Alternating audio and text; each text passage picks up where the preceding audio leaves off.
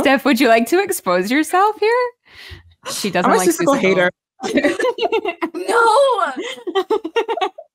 They're like, exit the screen. I just think Aaron's and Flaherty have much better work that you can be listening to.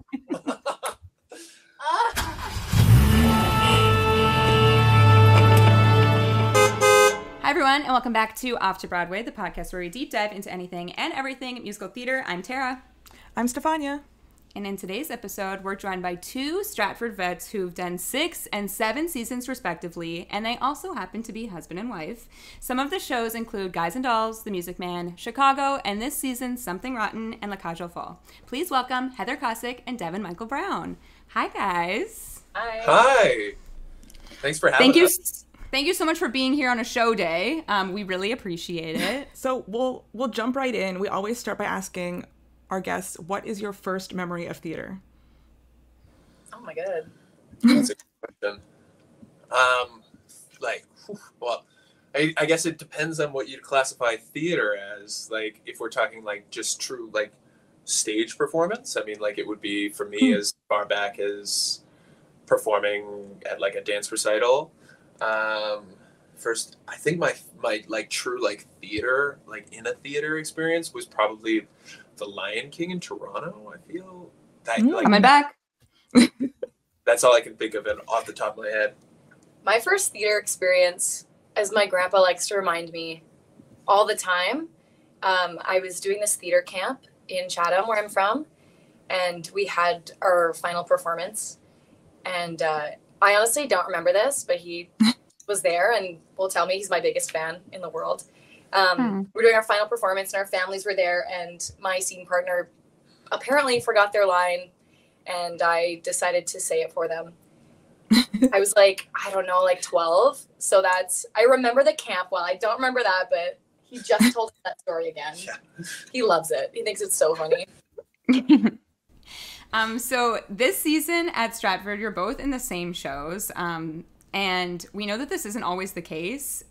Sometimes you can be in different shows. Your schedules might be different. But being on the same schedule this time around, what's that like for you guys?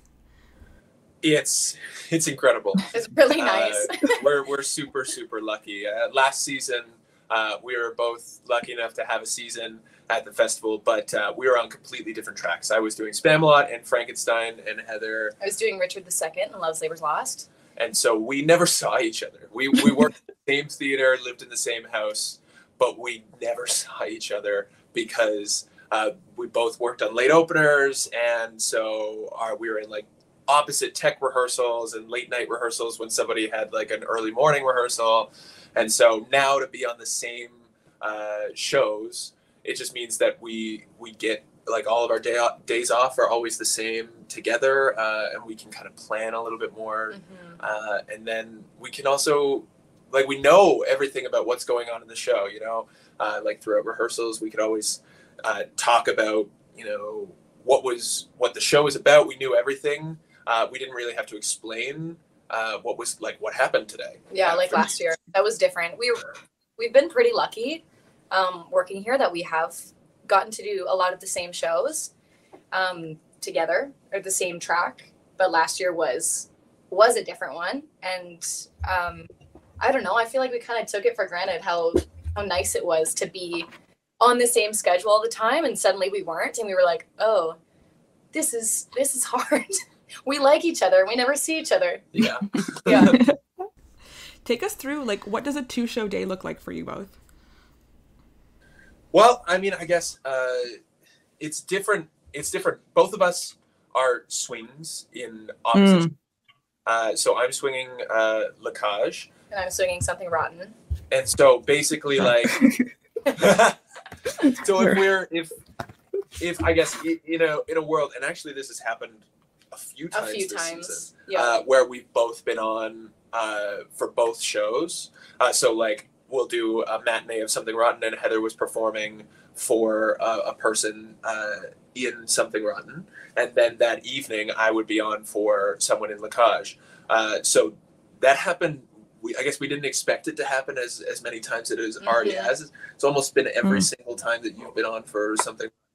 I've also been on for Cage. Something like that. And it's been Wow. a double show day. Yeah. So we start in the morning.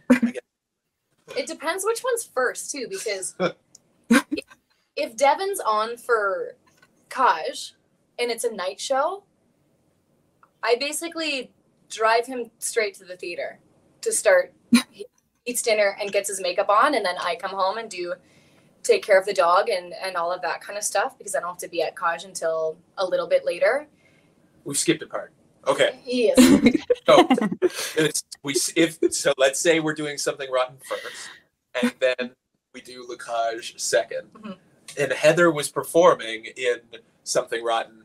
We typically get to the theater around like 12:45 for a matinee. At the same time. We can both arrive at the same time if I'm on for Rotten. We try to arrive for a vocal warm-up that usually happens around 1 o'clock, and that takes about 10 minutes. And we'll try to physically warm up at the same time. And then we have on-stage warm-ups where we look at like a few lifts, especially if there's a swing on. We'll look at a few things extra. So a few lifts, maybe Heather will get in a costume so that she can try. There's these big, our skirts are enormous. And huge, beautiful. Yeah, I mean, they're stunning. They're so stunning. But not having worn them myself, I didn't get to wear mine until I went on. So I was like, I want to try, because the guys lift us up and we sit on their shoulder. And that's kind of difficult with a lot of extra stuff back there. So we kind of have to try that kind of stuff, and new partners for the first time, different hand grips, that kind of thing. So running that kind of stuff before the show. And then I guess like we have our half-hour call where everybody has to be at the theater at 1:25, and then performance starts at 2. Something Rotten goes all the way until 4:45. And then so if I'm on for Lacage on a double show day, we'll get to our car, we'll go and grab food, and Heather will drop me off at the theater, and I will eat in the basement of the Avon Theater and start my makeup promptly at 5:45. And I will be doing my makeup from 5:45 until 7:55. Oh my gosh. That's We're going to talk about your makeup. Yeah, we'll talk about it later, but wow, 2 hours. And so that's where it comes in, where Heather drops me off at the theater, but then she goes back home, takes our dog for a walk, and then comes back to the theater later, because she's already got her makeup done, because she started it way earlier in the day. Right. Wow. And then you go home and you go to bed, right? I mean, it's hard to you got to wind down. A 2 show, so it's like we've got to like sleep at 2, wake up at 10 kind of schedule. We live on the theater schedule, so we typically work later into the evening. So by the time we get home, we find like you can't really fall asleep until like earliest maybe like 12:45 if we're feeling really tired. But we're super lucky because our Clover, we've had her for a long time, and so she's adjusted to a theater schedule. So she's in until like 11. Sometimes we're out of bed and she's wanting to stay asleep, and then she stays up until 2 in the morning. So she's in that theater schedule really well. A show dog. Dog. Okay, so let's talk about Lacage first. Heather, give us a 30-second synopsis. Devon, don't get too comfy. We'll come for you for Something Rotten soon. But if you can give us a 30-second synopsis on the show. Yeah. So, oh my God, this is stress. So the show's really about a family. The son of these 2 men, Jean-Michel, is bringing his fiancée home because he's getting married. And the problem is that her parents are very conservative, and his parents own a drag club. And her father is the leader of the Tradition and Family Morality Party and is trying to shut down all of these clubs. What's that? That's pretty good. Yeah. Okay. I wasn't timing you, so it was actually fine. It's interesting because this show is like kind of a blind spot to us, but not really. I actually saw it so many years ago when it came through Mirvish Productions. I want to say like 2007 I don't know, 10, maybe even earlier, but I didn't really remember it until we saw it again very recently. We loved it so much. It was so moving. And Heather, we just have to ask, like, what's it like to watch Steve Ross leave everything on the stage night after night as Zaza? It's really, it really just is incredible. He did an interview with, I don't remember, some news station. I think the CBC. I think we've seen it. Yeah. Yeah, it was just incredible to hear him talk about the roles that he typically plays, and it just we've been working with Steve for years, and I've just not really put two and two together that he's not really played the lead in a show, but like everything he does is just so incredible, and he just puts everything into. But to see him just like absolutely steal the whole show, and just he's just so captivating, and everything he does, it really is amazing. Every day in rehearsal we were like, oh my god, he's so good, he's perfect. It was so fun to watch it grow, because it starts at one spot, but it's such a huge role. So it was fantastic. We did a read through on it was like the third day of rehearsal, and it was already perfect. Yeah. And then to see it grow from where it was to what it is now. And I mean, even still, like, I'll see the show after I haven't seen it in a while, and it's still like he's still finding new things and new ways to amaze. It's pretty amazing. Yeah. And he gets to play my mother-in-law, which is really cool. We've done the first thing we did together, Guys and Dolls, was I was in the ensemble, but the next show, Music Man, he played my dad. And then the next time we acted together was when I was on for Roxy in Chicago, and he played my husband, and now he's playing my mother. And we saw you in Chicago, not to interrupt, but we saw you do Roxy in Chicago. Oh, cool. Yeah. Like, I don't know, 2 summers ago. And no offense, but we came home and we're like, Mr. Cellophane, our favorite person. We're like, what a star. So incredible in that too. He's he's just amazing. Heather, you play an important character in this story. Anne, who's marrying Jean-Michel, she's kind of the first person to say, or to stand up and say, what we're making Alban do is not right. Like, I accept him for who he truly is, like, at the risk of losing her family. Like, as an audience member, that moment feels so important and earned. Like, how does it feel on stage to kind of be that first person to stand up in that show and take that stand? Yeah. I mean, I don't know. I don't know how to answer that fully. It feels like it's important, I suppose, is the best thing to say. And we really did put a lot of care into that scene while we were blocking it and initially setting it. And our director, Tom, really wanted to make Anne a whole character, because I think really in the show that typically happens, she can get kind of like, just like, oh, whatever, she's just I really don't say much, so like the things that I do say, I think he really wanted to make it like, oh, I'm saying them for a reason. And for her to be quiet, we kind of landed on this thing of that she's just really observing everything and learning and watching, and she knows something's going on, but she's just, okay, I'm gonna sit and take this all in. So I think the quietness kind of makes the last bit, when I finally do say something, a little bit more impactful, because I finally put my foot down and say, I don't feel the same way that you do. So and then Jean-Michel kind of learns from her, and then takes one step further to say, oh, I messed up. Yeah, it feels important. It feels important as an audience member too. Like, you could tell, like, you're waiting for something like that to happen, and then when it happens, it's like, oh, I can't believe she's the only person that's said something, and that she's the first person to say it. Just to kind of talk a bit more about, like, the drag representation in the show, we previously spoke with Robert Marcus for Chicago, who told us about the drag consulting for Mary Sunshine. And we're just curious if there was any conversations that were had to make these performances feel so thoughtful. That's a really great question. Yes, like we a lot of work and thought went into the drag in the show.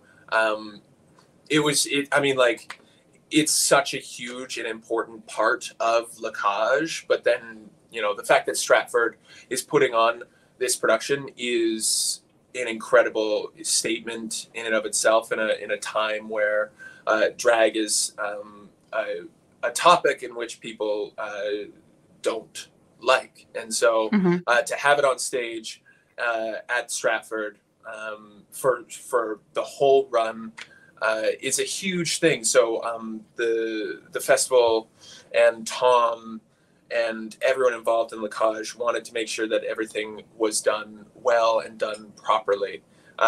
So we the same drag consultant that was in for Chicago, Pearl Harbor, was brought in for La Cage. We had a couple workshops, drag workshops, where we talked about what it is to perform in drag, what it is to be a drag artist, and then we had workshops talking about just like how to walk in heels, to like properly show that femininity, and then we had many workshops with our makeup artist Dino, where we learned the drag makeup, and we practiced and we practiced and we practiced and we practiced. Did about 4 workshops where we spent an entire rehearsal day learning to do the makeup, practicing to do it. It's a very involved process, and for a lot of the men who don't do makeup typically, certainly not to the level that the women do every day, it was certainly a learning curve. There's 6 Kajels on stage, and you know, with there only being 6, an important thing was to make sure that they feel real and they feel alive and they feel like an entire club of people could come to see and watch them perform. And the makeup is just a huge aspect of that. And so a lot of practice, a lot of time and thought went into it. And so when I say that it takes 2 hours to go on, you know, that's not a exact like rule of thumb. You know, some people it might take 1:45. Some people might take 2.5 hours. But for me, you know, as a swing, I don't do it every single day. And so it is a hard thing to kind of jump in and remind yourself of how to do it. And then it has such a impact on how you feel on stage is when you look at yourself in the mirror and you see yourself in drag, it really takes over you. And so that makeup is such a vital part of the experience. Hearing you both speak about like your characters and playing drag, something that I loved about the show was that even characters who didn't say much, let's say like Anne or different characters, just every scene told you so much about every single character even when it comes down to like the makeup and for the Kajels or Anne or Georges and Albert, every single like scene and line and costume was so thoughtfully like conveying their character. And even hearing you guys both talk about that, like it's clear that there was so much thought put into conveying the not the message but the story and the characterization of every character. And I think that's why it ended up being so moving and why I was like crying by the end. And hearing you both talk about it really just like drives that home, that I was like, I wasn't like making it up. It was intentionally from you guys, from the director, from everyone. I love that. There was just like so much care put into the show from all aspects, just because it's such an important story to tell, like Devon said, especially right now. And it's we'll say this 100 times, it's so great that they're doing this show right now.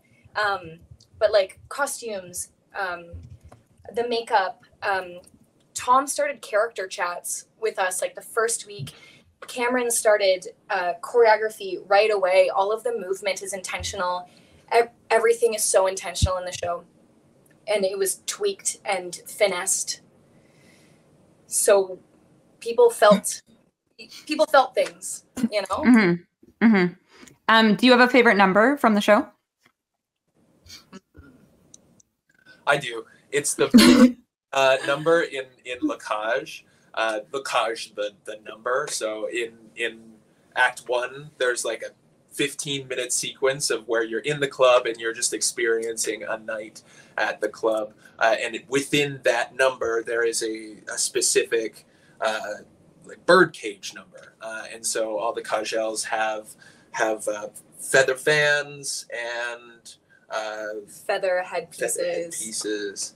And it's just what Cameron Carver did with that number is just something special. It is so incredible. And I mean, also Brian's sound design. Oh. We went to the theater one day and we just bowed down to him because it's just so incredible. It's just I don't know. It's the lighting. Oh my God, everything. That's like my favorite number to watch, I think. Yeah. Is specifically Birdcage within La Cage proper.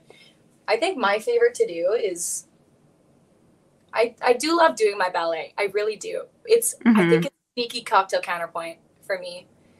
Again, I don't say anything. I don't sing in the number. Everyone else is singing around me. She'll be back. She froze, but she'll be back. Keep going.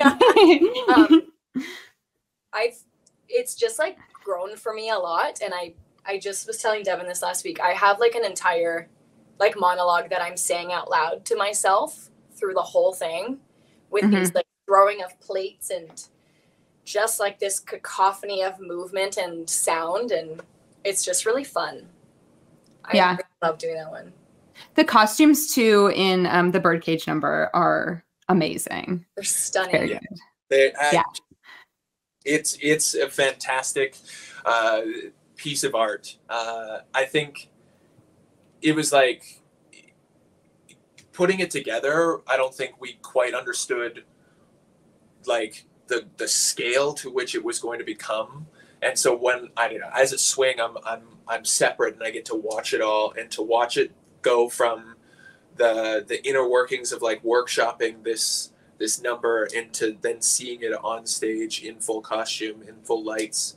It was just something special. And I kept telling all of the Cagels that it was my favorite, and they were like, "Oh, really? Really?" It's always that. You don't know when you're in it because you're too close. But yeah. She's back. Hi. Okay, let's move on to Something Rotten. Devon, it's your turn. Give us a 30-second synopsis of Something Rotten. Okay. All right. So there are two brothers, Nick and Nigel Bottom. Nick is a writer struggling to compete in a world where Shakespeare is the best writer in the entire world, and he's struggling to also put out plays that people want to come and see. So as he's struggling with that, he can't find an idea to put up on a show, and he goes to a soothsayer to try and get an idea of what the best thing in theater will be. And he's told that a musical is the next big thing in theater. And so he goes and he tells his brother, and his brother and him start to work on their new musical. They have a few ideas, but nothing really works out. So he has to go back to the soothsayer and try and find out what Shakespeare's greatest play will be. And he tries to steal that. Now he's told that it will be a show called Omelette. And he asks if he's sure, and they're absolutely sure that it's a play called Omelette that has something to do with a Danish. And there's a few other aspects. And so they go and they run with that, and they start to make a musical about this omelet. And throughout that, there are a few love stories. Nick's married, and he's struggling to provide for his wife. There's also Nigel, who meets a Puritan girl who they are in a love star-crossed romance, and inevitably they put on their show, and Shakespeare is unhappy about it. Shakespeare is a character, and I should have said that earlier. It was maybe longer than 30 seconds, but I'll let you have it. This show is obviously such a perfect fit for Stratford because, with Shakespeare and musicals kind of combining everything that people love about Stratford, the audience is truly buzzing before the show even starts. The day we were there were 2 mid-show standing ovations, and you'd think that's a pretty uncommon, but it seems like that seemed like a pretty common thing to happen at Something Rotten. What is it about Something Rotten that makes audiences leap to their feet every show, every night? I think it's there's something for everyone. Those who love Shakespeare and those who come to Stratford because they love Shakespeare, but maybe are wary of musicals because it's just not the kind of theater that they typically see. There's a lot for them to love in this musical because there are Shakespeare references out the wazoo. There's so many. I wish that I have counted, but I haven't counted. There's a lot. And then those who love musicals, it's like a love letter to musicals because there's a reference like every 30 seconds to a new musical. I think that's what it is. When you're watching something and you're like, oh my God, I know what that is.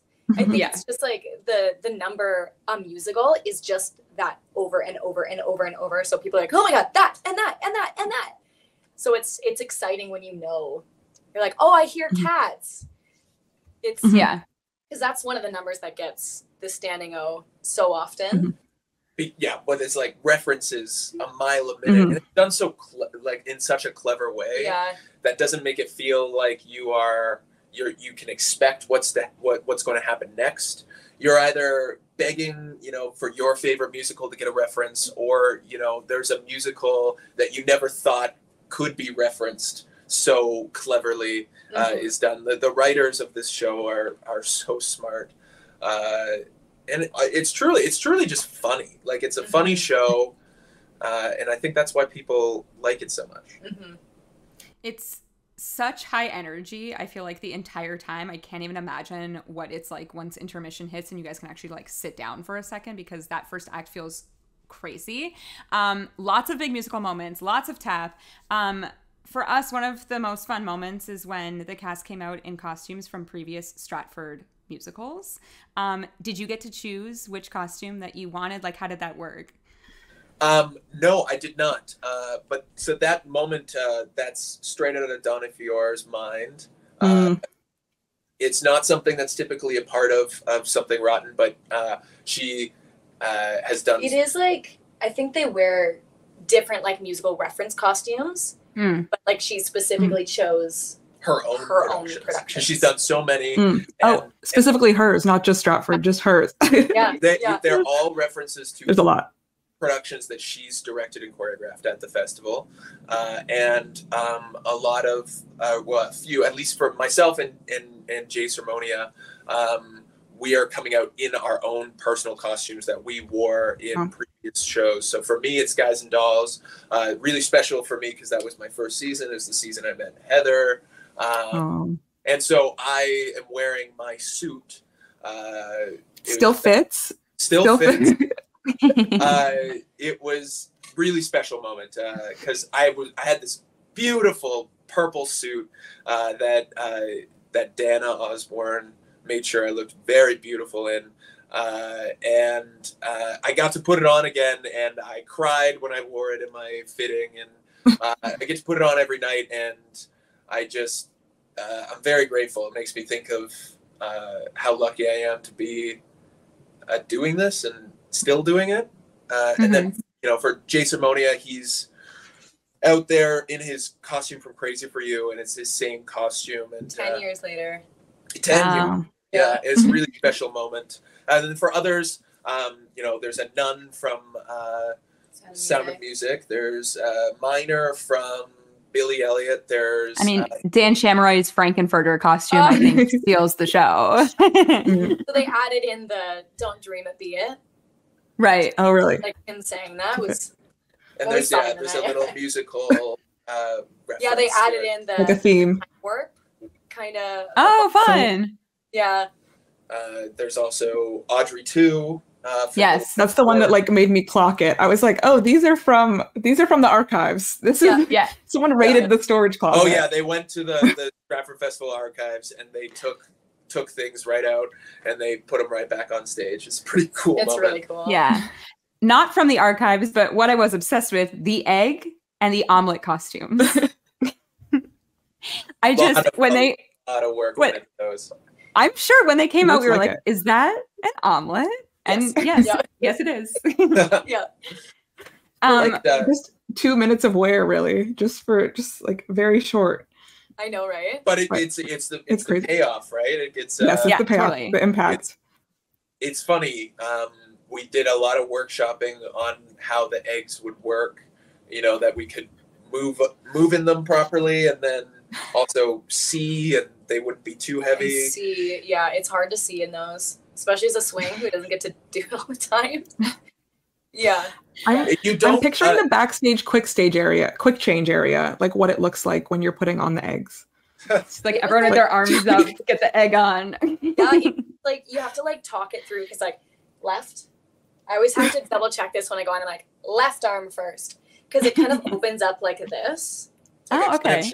Yeah, Okay. so you put Oh, one in, and then they close it. The crew, dressers, whatever, close it. I imagined it in one piece, like over your head. Just like going over the head, No, Yeah. it actually has like a side open, like an opening. like Velcro and Wow. magnets and snaps. It's quite intricate, actually. Wow. Contraption. Wow. Okay. I love it. For some of us, it takes like we have like a 40 seconds to get out of our previous costume and into the egg. So we have our omelet onesie underdressed underneath our costume, and then everything is quick rigged to be able to get thrown off, and then we have to put our hood up, zip ourselves back up, put our gloves on, and then we shimmy our way into the egg. We have a team of dressers and crew members that are helping backstage. Like everyone working on the show is backstage during that number because you need that many Amazing. on that change. It's a lot. I really want to see the show behind the show one day. I want to watch everyone running in and out and putting their costumes on and see the quick change show. I need a documentary. You could sell tickets to the backstage. 100%. Yes. It's pretty intricate. Yeah. Well, as we were just talking about, obviously Something Rotten filled with so many musical references. So we thought that we would put you to the test of song titles to the musical. Do you think that you can do it? I don't think Rolling. We'll These try. are all from references that are in the song. I think it's okay. Something Rotten No, slash. Okay. Yeah. Okay. The first one, pretty easy here. Sit down, you're rocking the boat. Guys and us. Yeah, I was like, I don't remember "Sit Down, You're Rocking the Boat" being in Something Wrong. Oh, sorry. Song title to the musical. The musical was in. Yeah. There we go. I'm with you. You're here. Okay. What I Did for Love. Course Course line. line. Somewhere.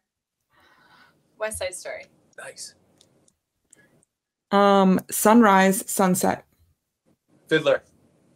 I On the did roof. not know that Fiddler one. on the Roof. Great. It's DeLovely. Oh,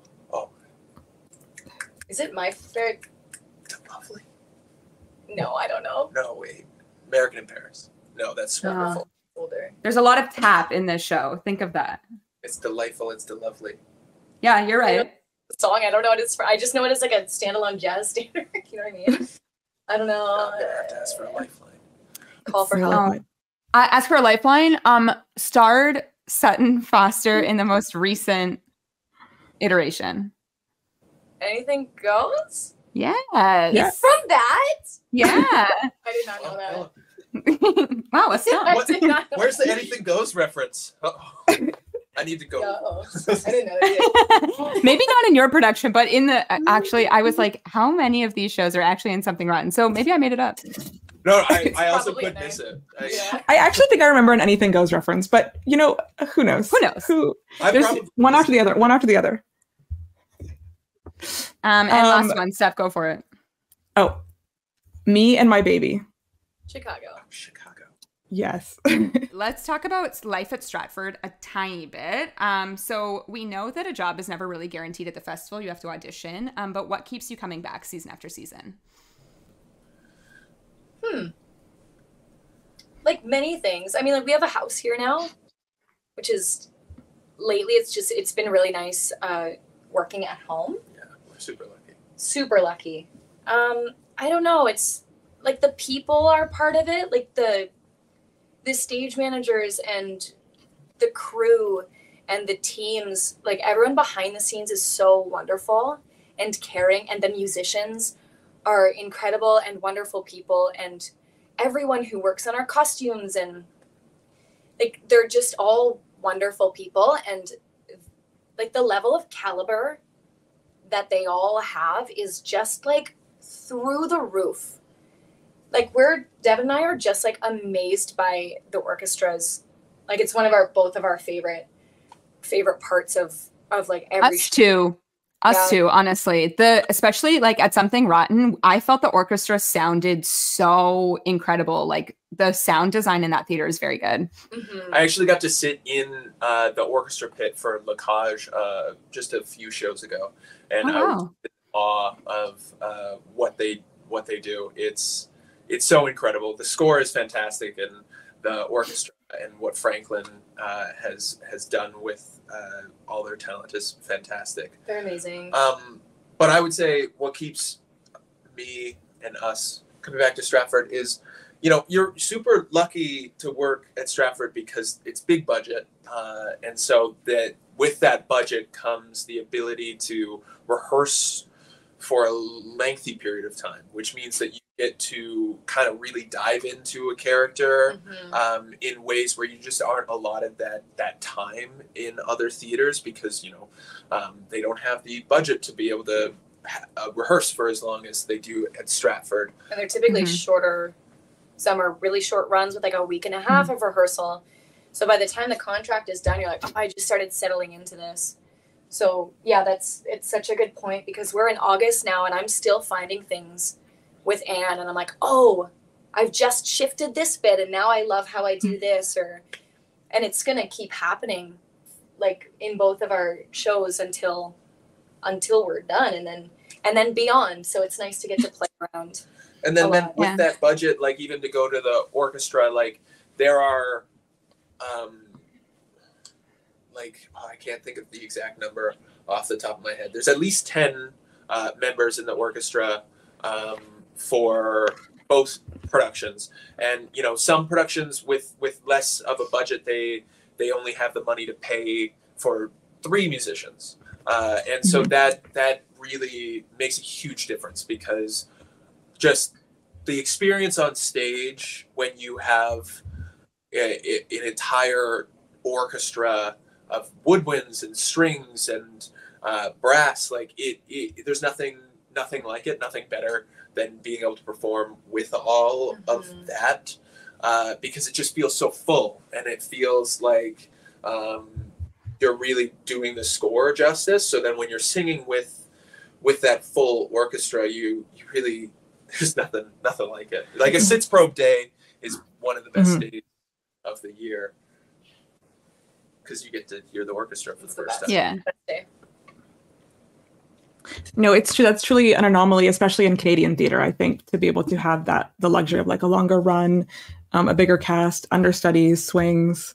So definitely at Stratford, you feel that when you go and you definitely feel that budget and that care being put into everything that's done. Understudies and swings too. That's something I didn't think about because I've been in shows where I've had to like push through an injury because I there's no one to cover me or that kind of thing, and people singing through sickness and whatever. I remember one show I was in, I had to start at a box and climb out, and I was my back was not well, and trying to get in that box when I'm not able to like to bend my spine. And I was like, I gotta do it though. So it's understudies and swings are saving shows left, right, and center in every production all over the world. Yeah. We were lucky and we did a 2-show day a couple Saturdays ago, and we saw both. We saw Something Rotten in the afternoon, and La Cage aux Folles at night. So if we're coming to Stratford again next summer to see a 2-show day, what else should we do? What restaurants should we hit? Where should we go? What do we need to see in Stratford? What do we need to do? I mean, our favorite dinner spot is always Pazzo. Pazzo. That's where we went. That's where we went. Yeah. Fantastic. We had the Something Rotten pizza. It was very good. Yeah, their pizzas are awesome. They're always great, because they do like themed cocktails for the show. Yeah. And yeah, so they're always great for that. You have to go to Revel. Best fantastic coffee in Coffee. And the owner, her husband, plays in the orchestra. He's fantastic, Dave Campion. She also married us. Oh yes. Oh wow. Yeah. Correct me if I'm wrong, but I think she also married Robert Marcus and Jen Ryder. I think so. Because Robert told us to go there too. He's like, He told us to go there. Yeah, she actually has a little in Revel. There's a fridge, and so she has photos of a lot of people that she actually. That's so sweet. Married. A lot of people, either crew or actors. A lot of people in Stratford. It's good people. Right. Good people at Revel. Yeah. So we know that you met doing Guys and Dolls, but do you have a previous favorite show that you've done at the festival? So I always say Music Man, because Heather and we got to play Tommy and Zanita in Music Man in 2018. That was pretty special. But I have to say that Frankenstein Revived is probably my favorite show that I've ever done. Just because it was so unique and so fantastic, and I wish that I could do it every day of my life. It was so incredible. It was so good. It was. Wow. I saw it so many times. That was the other thing about Devon and I being on opposite schedules, is we actually got to watch each other on stage. Right. For like the first time. This season we kind of get to as well, but we both also seen the shows so many times that we're like, no, maybe not anymore for a bit. But it was nice to see, and Devon came and saw Richard too so many times as well. But yeah, Frankenstein was unbelievable. I wish I could watch it again right now. It was so good. Yeah. It was a pretty special show. Yeah. So I'd say that was probably my favorite. Your favorite? What was yours? I also love doing Music Man because we did get to play boyfriend and girlfriend like pretty early into us dating, which was really cool. And then we got engaged at the end of the season. Yeah, it was really, it is a special one. I think my favorite it's gotta be Chicago still. It's, I saw the movie when I was 8 years old and was just obsessed with it. And everything about that film is just iconic. So actually getting to do the show on the Stratford Festival stage, that had always been a dream of mine as well, was just like unreal. And then going on for Roxy was just the trifecta of a dream come true. And that was our first show back on stage post-COVID. Yeah. And that was really, really, really special. It was a special one. Yeah. Well, we got to see you do it. So happy that we were part of that dream making season for you. Yeah. It was 5 times, which is really nice. Sometimes as an understudy, you only get to go on once and then you go, oh, I wish I did this part differently or whatever. And so I got to kind of settle into it a little bit. Yeah. It was really cool. I feel really, really grateful to have been able to do that. It was a special season for us too as audience members, because it was our first season back at the Stratford Festival, coming back, homecoming. But we didn't know when the next time we would be from 2019, and then so in 2022 to see a fully staged musical was pretty exciting. That was something that Donna really wanted to drive home, was that this was you know, a huge moment for not only the audience but also the actors. Like it was us saying that theater has persevered. Yeah. And so that was why at the end of the show, in the curtain call, everyone got an individual bow, is because Donna wanted to say, like, we're back. This is theater, and it survived. And that was really cool that she did that. Yeah. That was a special bow, and to just be like, hey, all of these people are people. We're things, and we're all so happy to be back. Yeah. Right. Before we wrap this up, we have another quick game for you. This is a rapid fire, so quick answers, and it's called Personality Test Drive.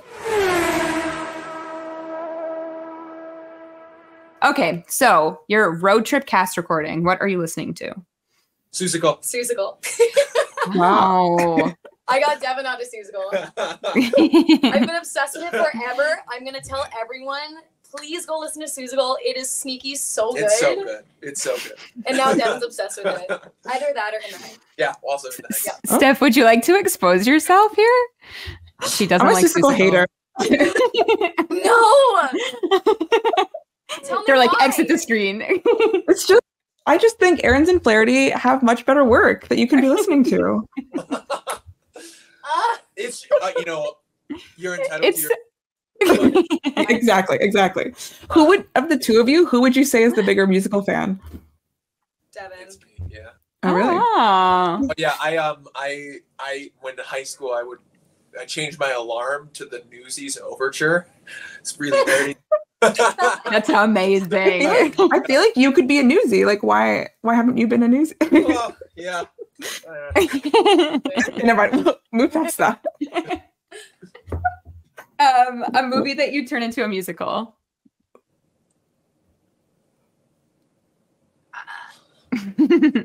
Dazed and Confused. Oh, cool. I don't know. I love Dazed and Confused. It's a good one. It's good music. It'd be another jukebox, but like, That's okay. cool. No, you win. I'm gonna just leave it at that. Okay. You know. Who's your favorite composer?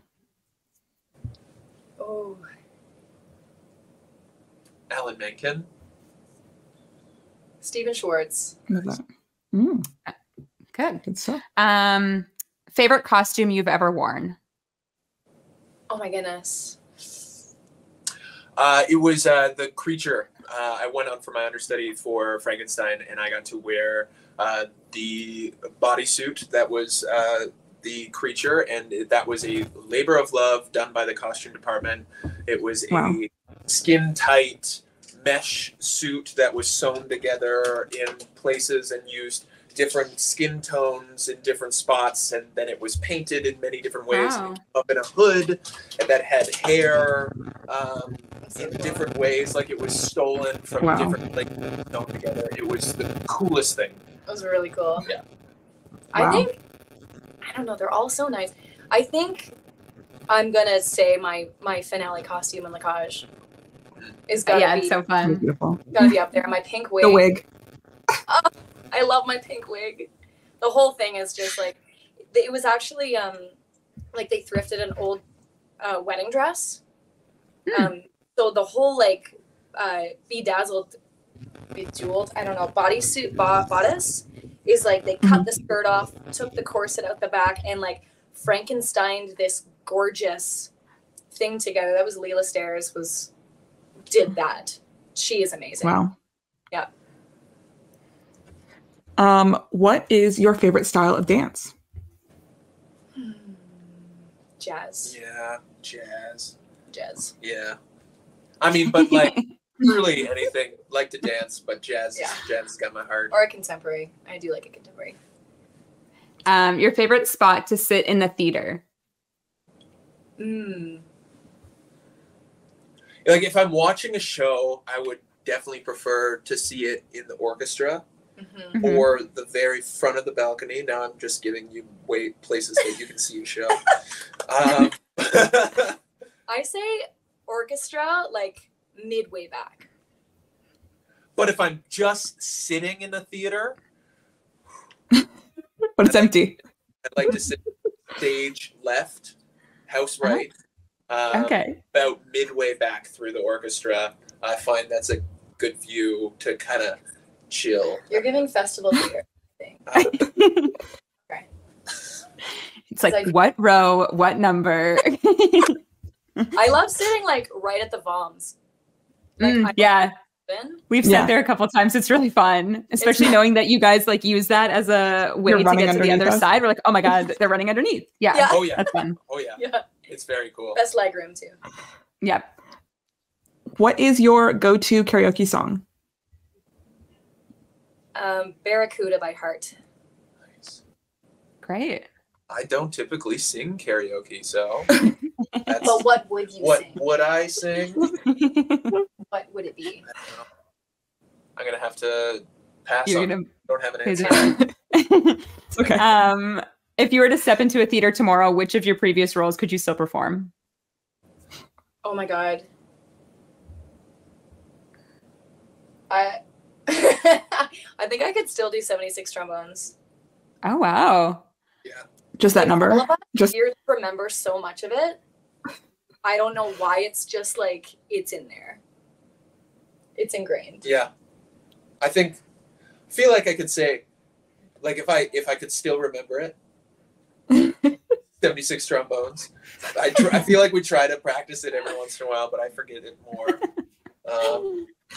Yeah. It's one of those things where you have so much rehearsal, so it gets ingrained in your body because you're, especially like back in when we were doing Music Man, Donna would have us drilling that number like every morning, like 10 a.m. We'd run the number every day to try and get our stamina up, and it was hard work. Mm-hmm. that is giving me war flashbacks to dance competition days, to be honest. Yeah. That is Yeah, fair. Okay, what is your guilty pleasure musical? Susical? It's Susical. I'm gonna say it Good. again. Probably Good. What is like guilty pleasure Newsies. music? Newsies. It's Newsies. Great. It's a good answer. Yeah.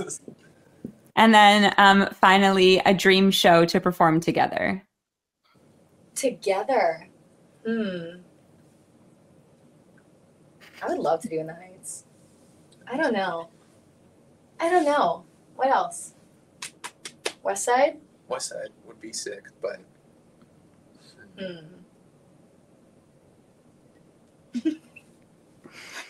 That is such a hard question. You're not constantly casting yourselves in things Yeah. together?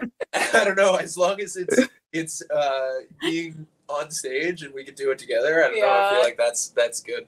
That's very nice. Aw. Where can people find you online, on social media? At the Devon Brown on Instagram. That's my Instagram. That's it. That is your Instagram. Mine is at Heather Kosik. I also have at Kosik Photos. I am also a photographer. Shout out. Yeah. Great. Great. Yeah. And you can listen to our podcast wherever you listen to podcasts. You can also watch us on YouTube, so don't forget to subscribe. And you can follow us on Twitter and Instagram at Off2BWay Podcast or TikTok at Off2Broadway. And you can find Devon and Heather at Stratford Festival at both the Avon and the Festival Theater and Something Rotten in La Cage aux Folles. Which has recently Just extended extended. until November 16th and 17th. Yeah. Correct. And thank you so much for joining us today. We know that you have to go to your show, so we really appreciate it. It was lots of fun to chat with you guys. Yeah, thank you Thanks for having us.